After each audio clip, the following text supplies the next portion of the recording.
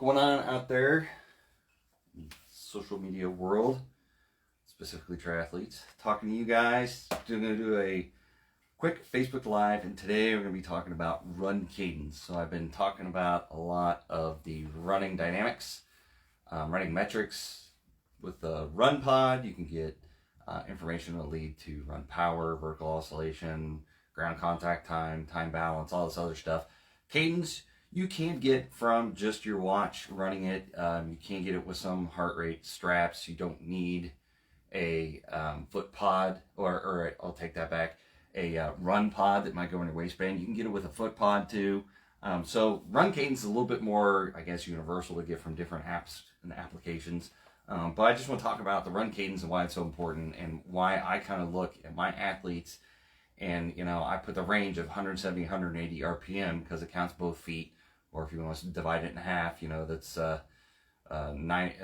to 85 to 90 RPM is what I'm kind of looking for if you're counting one foot. So that's kind of the sweet spot that I'm looking for.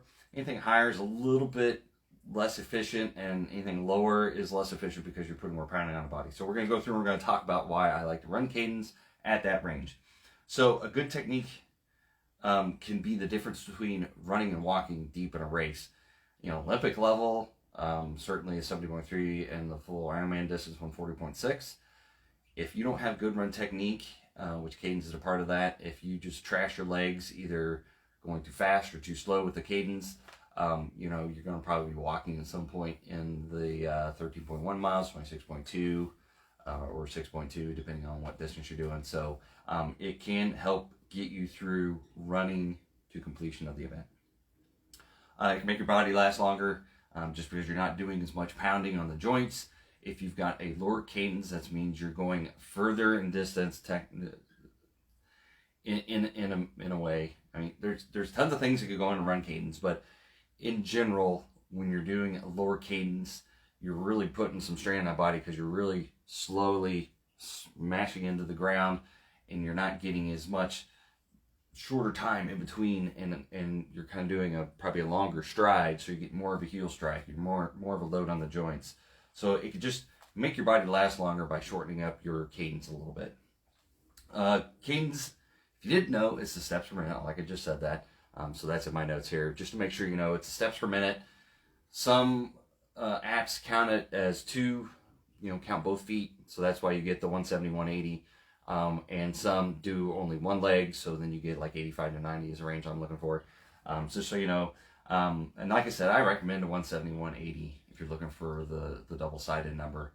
That's just kind of the sweet spot, what I've seen with my athletes and with me, and other literature you find out there, usually what coaches are promoting.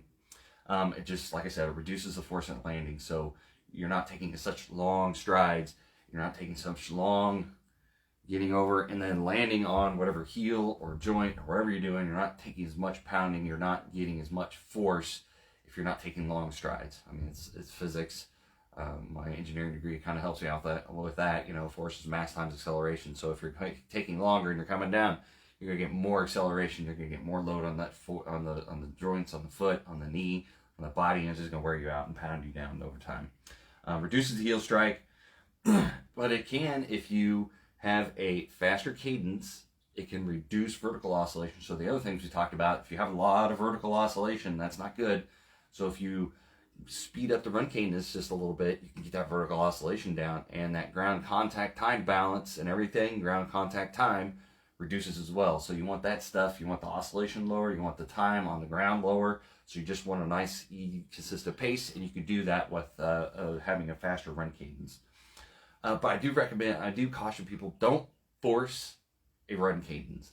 Some athletes will go out there and forcefully try to shorten up their stride, and it's just a very choppy stride, and it's not technically good.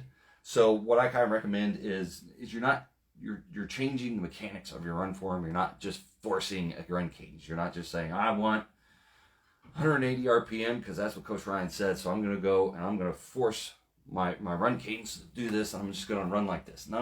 That's not what I'm talking about. You can have a very good run form. Check out all the pros out there. They got great run form, and they can keep that cadence. And the key is to keep the cadence at slower or faster speed. So if you could keep the same cadence but you're doing 10-minute miles or you're sprinting 6-minute miles, whatever you're doing, if you could keep that same run cadence, what that's saying is you've got good run technique and run form. And no matter how you speed it up, you're doing it with lean at the ankles. So that lean will make you bring that foot down a little bit quicker because you're going to fall over. So I always tell my athletes, you want to lean at the ankles. You don't want to lean at the waist. When we bend over, you want to lean at the ankles. That's what I'm always telling my athletes when they're doing their run. Lean at the ankles, lean at the ankles. Make gravity pull you forward and make you put your foot down. So that way your knees a little bit, brings your foot down, and that automatically brings up the cadence. It makes you a little bit faster on the cadence. So a higher cadence is a good thing in this regard. So have that forward lean, really get that cadence up. And if you got a really low cadence, if you're getting down to the 70s, I'm a little worried about you. It's that point in time, you either want to, if you've got your coach, say, hey, can you look at my run form, see what's going on? I do run analysis for all my athletes. I do them for non-athletes too. So if you need that, reach out, but have somebody do it, either your coach or maybe, a shoe store, if they're pretty good. Sometimes they'll have people on staff that could help you just kind of look at your run form and make sure you're using the right shoes and all that kind of good stuff. So that's my tips for Facebook Live on a Monday is we're talking about run cadence and finding that sweet spot run cadence and not forcing it and doing it with proper run mechanics and proper run form.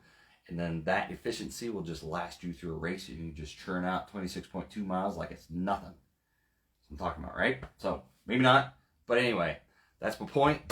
Hopefully you guys are all warming up and thawing out. We just had that winter blast last week, so hopefully we're all getting on the other side of this here in Kansas City. February 23rd, we're looking at almost 70 degrees, so I'll take that any day and twice on Sunday. So hopefully you guys are getting out there, getting your training done. We'll see you out there on race day. Happy training.